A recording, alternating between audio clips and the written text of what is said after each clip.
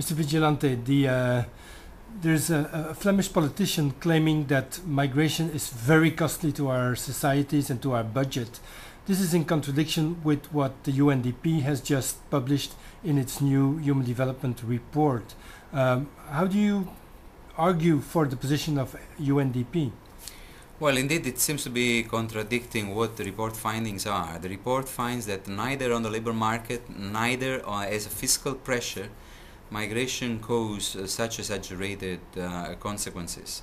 In terms of the labor market, the unemployment rate among migrants in a country are almost always equivalent to the unemployment rate among locally born. In terms of fiscal pressure, the consequences of migration or massive migration in a country are normally fluctuating between 0.2 and 0.5% of GDP plus or minus. While there may be differences between the pressure on a fiscal point of view between local authority and central states, there are compensations, and at the national level there are no significant effects.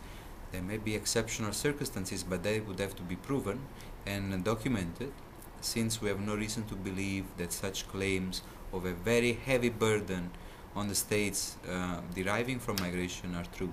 In a sense, the argument of the report is even inverse, that it is beneficial to the receiving country. I think this is the main point of the report. The migration is is a process to be managed. It's not a problem to be avoided.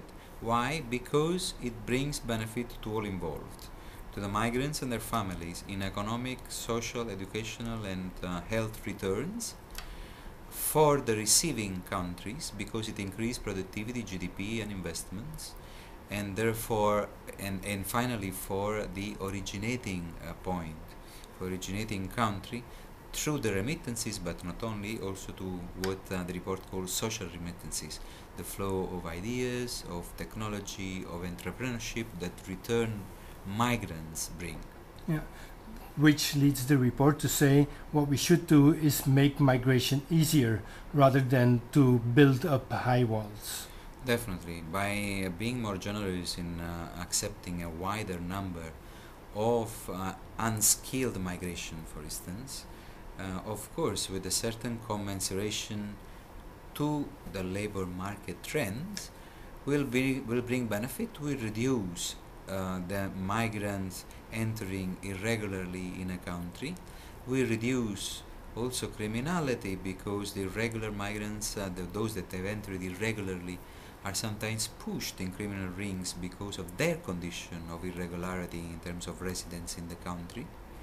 So definitely there are sufficient benefits to argue for enlarging the acceptance of migrants in countries that also from a demographical point of view require so.